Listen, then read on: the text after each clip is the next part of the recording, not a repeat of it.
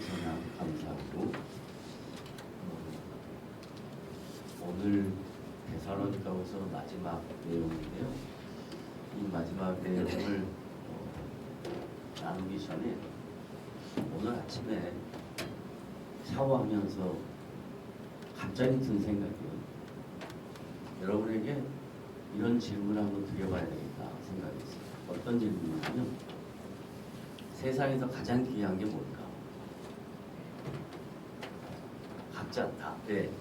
건강입니다. 어? 건강이요. 예, 건강. 가장 귀한 게 뭘까요? 건강. 좋습니다.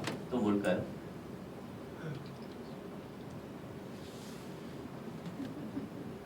가장 귀한 게 뭘까요?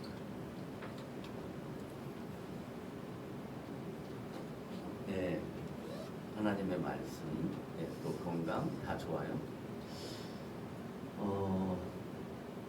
이 세상에서 가장 귀한 것은 돈으로 살 수 없는, 그리고 가치를 따질 수 없는, 그리고 잠깐 있는 게 아니고 영원히 존재하는 것. 그게 가장 귀한 거일 것 같아요. 그래서 그게 뭐냐면 생명이었어요. 생명. 그런데 그 생명이 보편적으로 자기에게 주어진 인생이라는 시간만 살다가 끝이에요. 그잖아요? 그런데 성경에 영원한 생명을 얘기했어요. 요한복음 14장 6절에 예수께서 가라사대 내가 곧 길이요 진리요 뭐라고요?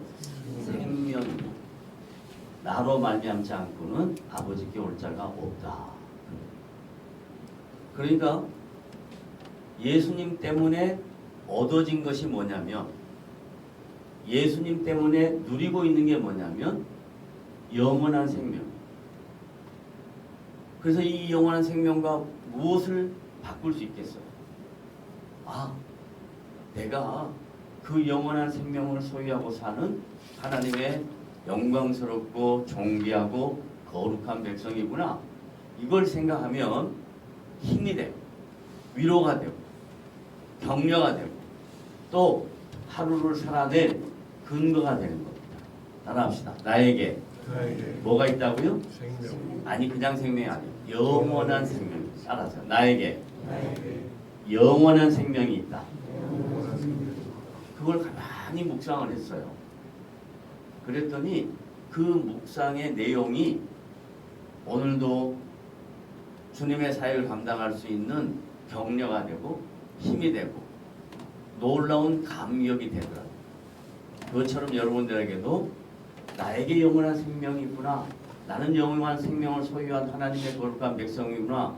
이걸 생각하며 하루하루를 살아가는 복된 지체들이 되시기를 주님의 이름으로 부탁을 드립니다. 아멘. 자, 바울이 데살로니가 교회 성도에게 쓴 마지막 편지의 내용이에요.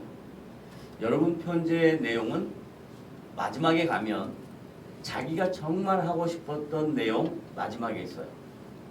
그리고 그 마지막에 감정 교류를 해요. 그리고 그 감정 교류를 끝내고 난 다음에 문안 인사를 하는 거거든요. 그게 지금 오늘 이제 메시지에도 오늘 성경 말씀에도 동일한 수순으로 기록되어 있어요. 가장 중요한 메시지를 남기고 싶은 거예요. 뭐냐면 형제들아 부탁하는 거예요. 당부하는 거예요. 뭔 부탁? 무슨 당부냐? 너희들이 하나님의 일을 하다가 하나님의 일 귀한 일이에요. 영광스러운 일이에요. 하나님이 기뻐하시는 일이에요. 그런데 하나님의 일을 하다가 그 말은 뭐 말하냐면 신앙생활을 열심히 하다가 낙심하는 사람들이 덜어 있더라.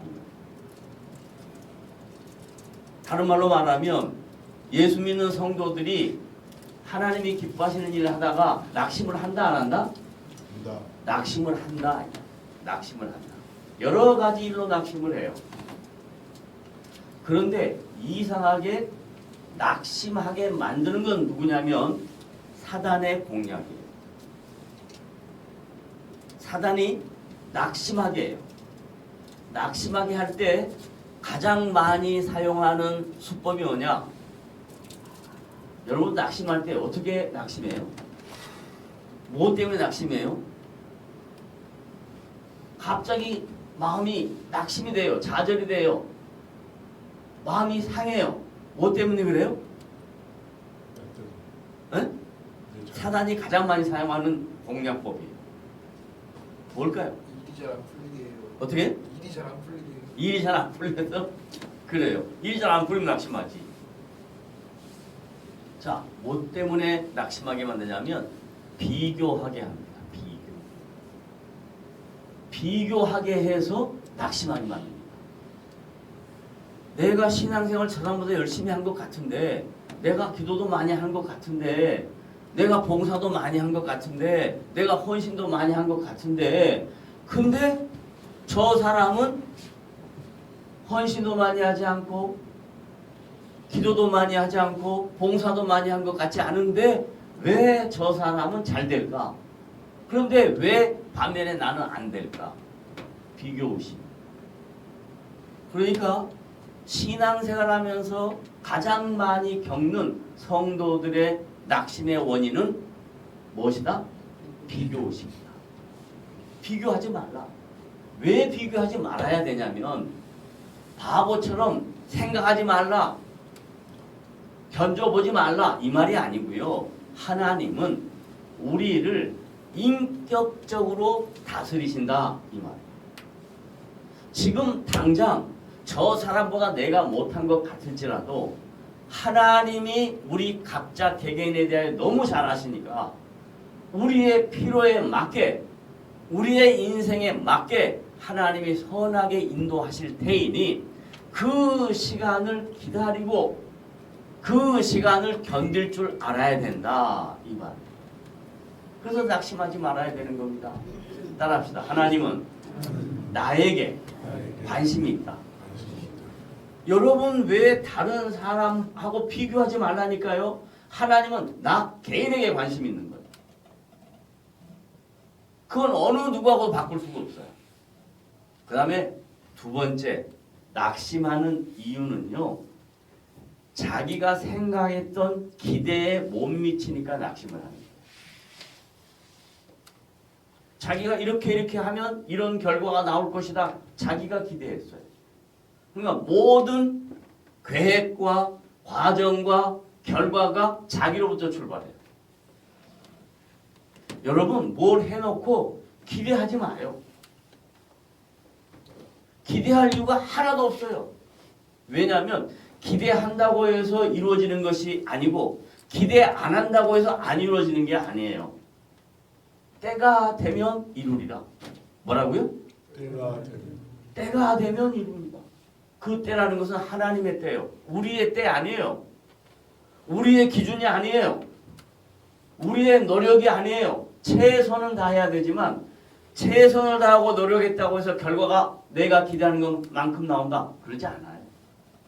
그래서 뭐라고 이야기하냐면 인생이 내 뜻대로 내 생각대로 안 된다. 그렇게 이야기해요. 그 말을 풀어서 설명하면 내가 시작하고 내가 계획하고 내가 노력하고 내가 결과물을 얻으려고 했는데 내가 원하는 대로 안 되니까 내 기대대로 안 되니까 낙심하는 거예요.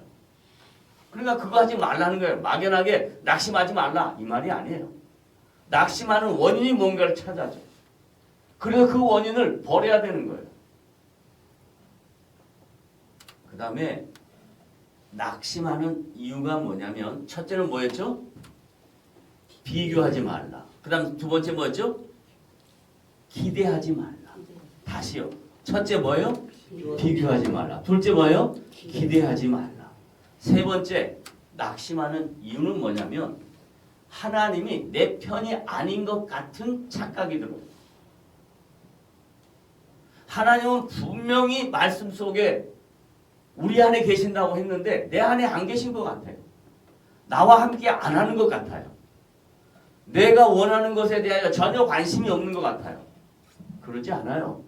하나님은 절대로 우리를 떠나지 않습니다. 성령은 절대로 우리를 떠나지 않습니다. 그러니까 하나님에 대한 신인식이 자꾸 없어지면 낙심하게 돼요. 성령님이 나와 함께 한다는 것을 믿지 못하면 낙심하게 돼요. 아무런 문제가 없어서 낙심 안 하는 게 아니라 문제가 아무리 많아도 주님은 나와 함께 하시는 거예요. 그러니까 낙심하지 말아야 돼요. 보세요. 바울이 이 말씀을 기록할 때 그에게는 수도 없이 낙심해야 할 요소들이 있었어요. 비교를 당했어요. 어떻게 비교를 당했냐? 거짓 사도들하고 비교를 당했어요. 거짓 사도들은요, 이적도 막 일으키고요, 막 기적도 일으키고요. 그런데 사도 바울은 맨날 매 맞아요. 못 먹어요. 자지도 못해요. 핍박을 당해요. 그러니까 비교가 되겠어요, 안 되겠어요? 비교할 수 있죠. 그 다음에 두 번째, 사도 바울은 자기가 최선을 다해서 노력했어요. 주야로 최선을 다했어요. 그런데 자기가 기대한 것만큼 결과가 나타나지 않아요. 그런데도 불구하고 낙심하지 않았던 거예요.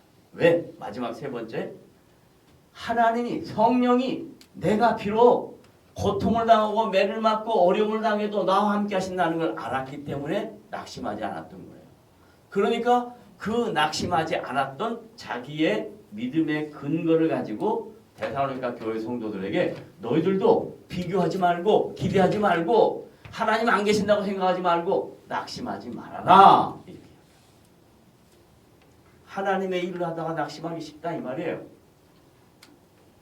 절대로 낙심하지 말아야 될 원인, 이유 세 가지를 말씀드렸습니다. 그 다음에 이제 14절에 보면 누가 이 편지의 14절 말씀 잠깐 올려주세요.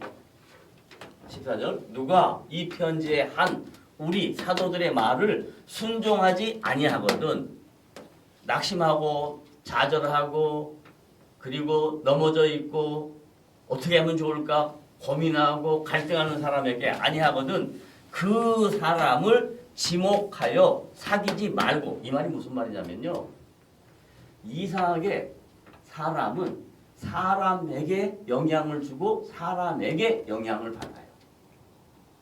그러니까 사람에게 영향을 주고 사람에게 영향을 안 받으려고 요 마지막 때가 되면 어떻게 되냐, 동물을 대신해 사람으로.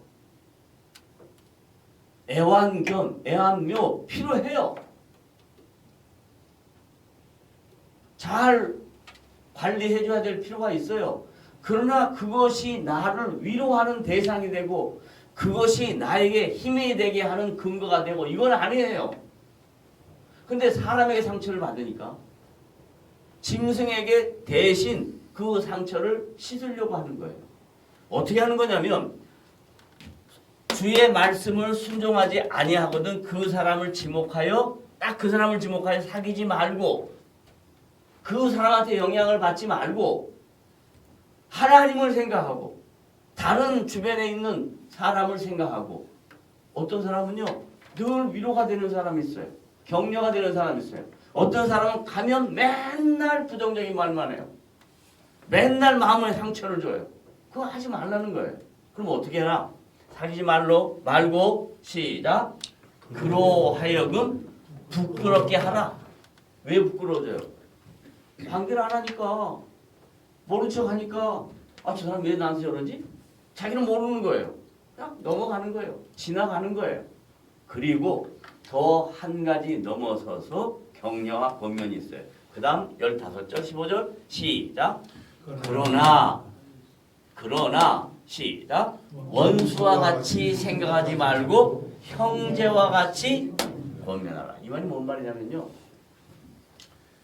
신앙생활하면서 나에게 갈등이 되게 만들고 부정적인 말을 하고 그리고 자꾸 낙심하게 하고 그러면 좀 떨어져서 지나고 그 대신 그 사람을 뭐같이 생각하지 말라? 원수같이 생각하지 말고 어떻게 같이? 형제같이 보면. 권면하려면요 타이밍이 있어요. 권면하려면 그 상황이 있어요. 권면하려고 하면 그 분위기가 있어요. 그런 것을 기도하면서 하나님 내가 어떻게 권면을 할까요? 어떻게 저 사람에게 격려할까요? 이런 것들을 물어라 이런 뜻입니다. 이런 이제 신앙생활에 갈등이 생길 때에 각자 그러면 이제 내가 어떻게 신앙생활을 바르게 할 것인가 하는 갈등의 문제 앞에서 16절에 이렇게 말하는 거예요. 시작. 평강의 주께서. 다른 말 많이 쓸 수 있는데 뭐라고 썼어요? 평강. 앞에 뭐 갈등, 앞에 뭐 낙심, 앞에 뭐 좌절 이런 것들이 있을 때 괴롭잖아요. 힘들잖아요. 그런데 괴롭고 힘들고 어려운 것을 주님이 아시고 그 주님이 우리에게 뭘로 찾아오냐? 뭐로 찾아온다고요? 평강의 주님으로 찾아옵니다. 평강의 주님이란 말은 다른 말로 바꾸면 우리가요 신앙생활하면서 평강의 주님이 우리를 타치할 때, 평강의 주님이 우리를 위로할 때 여러분의 반응은 뭐냐면 마음이 편해져요. 어제 제가 잠깐 유튜브를 보다가 신혜라 씨하고 차인표 씨의 삶 속에 있었던 일이 나왔어요. 신혜라 씨가 아마 자기 건강상의 문제가 생겨서 여자의 중요한 부분을 축출해야 되는 일이 있었던 모양이에요. 근데 어떤 연예부 기자가 그것을 매스컴에 그냥 대종에다 풀어버렸어요. 그러니까 차인표가 그 자기 부인에 대한 여인의 비밀스러운 부분을 풀어버린 것에 대해서 격분해가지고 가만두지 않겠다고 대항을 하고 아니면 법적 조치를 하고 그러려고 그랬어요. 그래서 차인표가 신혜라 씨한테 이야기했어요. 여보, 내가 이런 이야기를 듣고 도저히 용서할 수가 없어서 저 기자를 법적으로 혹은 다양한 물리적인 방법으로 내가 저를 힘들게 하겠다. 그랬더니 차인표 씨의 얘기를 듣고 신혜라 씨가 여보, 거짓이 아니고 사실인데 그런데 그 사실이 나의 프라이버시에 문제가 있어도 나는 그를 용서해. 나는 그를 이해할 수 있어. 그러니까 신혜라 씨의 말을 들은 차인표 씨가 왜 용서하지? 그러니까요. 신혜라 씨의 답이었어요. 너무너무 중요한 답이었어요. 내가 그를 용서하니까 내 마음이 편해. 내가 그를 용서하니까 내 마음이 편해. 그 말을 들은 차인표 씨가 그래 알았어. 그럼 나도 그를 용서하겠어. 그러더라고요. 짧은 쇼트였어요. 거기서 놀라운 진리를 발견한 거예요. 용서라는 것은 내 마음이 편해진다는 거예요. 상대방이 뭐 잘해서 상대방이 잘못했다고 비로소 그거 아니고 상대방은 그대로 있는데 내 마음이 편해져. 내 마음. 평강의 주께서 평강의 주님은 우리의 마음을 편하게 하세요. 따라하세요. 평강의 주님은 나를 어떻게 한다고요? 편하게 합니다. 그래서 평강이라는 단어를 쓴 거예요. 둘이 하나가 됐다. 에이레네 둘이 하나가 됐다. 그래서 그 평강의 주께서 이제 어떻게 한다고요? 친히 동그라미 10개. 기독교 신앙은 타 종교와 달리 하나님의 직접적 간섭, 신의 직접적 개입, 한 개인의 인생 속에 하나님이 직접적으로 개입을 하세요. 간섭을 하세요. 이걸 뭐라고 했냐면 친히 그랬어요. 그래서 신학적인 용어로는 하나님의 주권 그렇게 해요. 하나님의 주권이 우리 각자의 인생 속에 있다 이거예요. 하나님의 주권이 친히 그 다음에 뭐마다? 때마다. 또 이거 뭐예요? 일마다. 이걸 한마디로 바꿔봐요. 때마다 일마다 이걸 하나로 묶어봐요. 그렇지. 일상생활. 또 때마다 일마다. 이거 하나로 두자. 형용사. 항상. 하나님의 주권이 때마다 일마다 항상 누구에게? 누구에게? 나에게 뭘? 평강. 마음의 평안함을 주시고 그 다음에 주께서 누구에게? 나의 나의 모든 사람. 함께 하시기를 원하라. 나에게도 함께 하시고 모든 사람 함께 하시기를 원하라. 이게 지금 사도 바울이 데살로니가 교회 성도들에게 보낸 편지에서 자기의 마음을 다 갖다 바친 거예요. 사랑하는 형제들아, 사랑하는 성도들아, 내가 이런 마음을 갖고 신앙생활을 했다. 너희들도 이렇게 신앙생활을 했으면 좋겠다. 라는 본면의 말씀이에요. 자, 그 다음에 이제 17절 시작. 나 바울은 친필로 문안하노니. 왜 이 말을 꼭 썼냐면 그때 당시 바울이 선교 지역을 여러 지역에 다녔지만 못 간 지역도 있어요. 또 바울이 친필로 글을 써서 편지를 썼지만 못 써서 대필한 것도 있어요. 바울이 정확하게 성도들을 만나서 설교하고 전달하고 했어야 되지만 못한 것도 있어요. 그래서 바울을 대신해서 말한 사람이 있었고요. 바울을 대신해서 글을 쓴 사람이 있었고요. 바울을 대신해서 다른 사람이 가서 전달한 내용이 있어요. 이게 신약성경 27권 중에 서신서 13권에 바울이 하지 못한 일을 대신한 사람이 있고 대필한 사람이 있고 대언한 사람이 있어요. 그런데 지금 이 말은 내가 직접 했다라고 이야기합니다. 나 바울은 친필로 뭐 했다? 문안했다. 다른 말로 말하면 내가 너희들을 매우 사랑했다. 내가 너희들의 신앙생활에 대하여 참 좋은 권면을 남기겠다.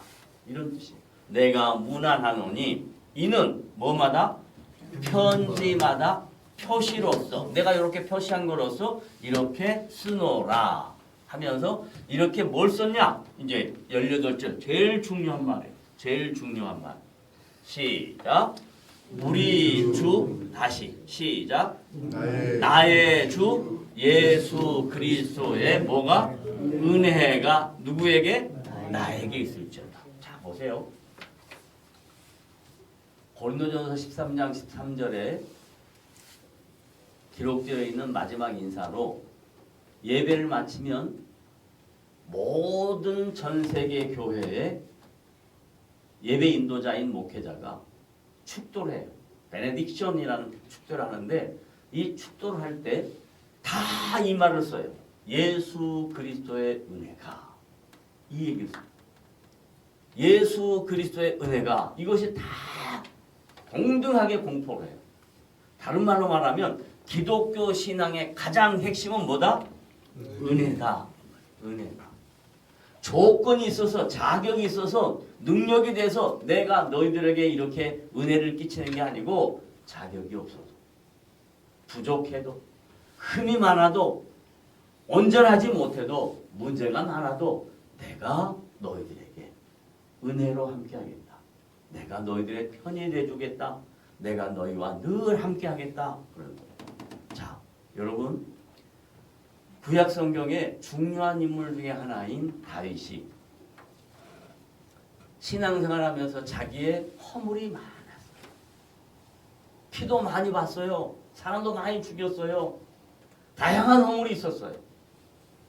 그런데 다윗이 깨달은 가장 중요한 게 뭐였냐면 하나님은 나의 반석이시니 나의 바위시니 나의 산성이시니 이건 전부 군대적 용어예요. 근데 이 군대적 용어를 하나로 딱 묶으면 하나님은 내 편이시니 하나님은 누구 편이라고요? 자, 따라하세요. 하나님은 누구 편이라고요? 내 편. 하나님은 내 편이시니 그걸 바울은 뭐라고 이야기하냐면 하나님이 나와 함께 하시니 바울은 뭐라고 했다고요? 나와 함께 하시니.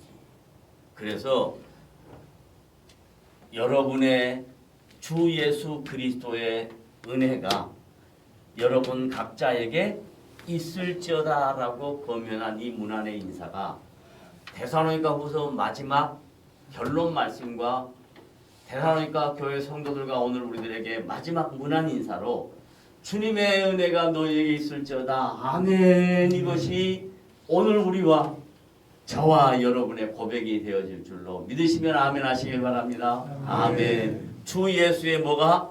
은혜. 은혜가 누구에게? 나에게. 이게 답입니다. 신앙생활에 하나님의 은혜 없으면 아무것도 할 수 없습니다. 하나님의 은혜가 있어야 무슨 일이든지 할 수 있습니다. 그러므로 오늘 우리 각자에게 하나님의 은혜가 충만하게 넘치기를 소원하며 그 은혜가 잠시 나타나지 않는다 할지라도 뭐하지 말라? 낙심하지 말라. 때가 되면 이루리라. 낙심하지 말라. 하나님의 은혜가 분명 나에게 임할 것을 믿고 담대하게 한 주도 살아내는 복된 성도들이 되시기를 주님의 이름으로 부탁을 드립니다. 아멘. 기도합시다.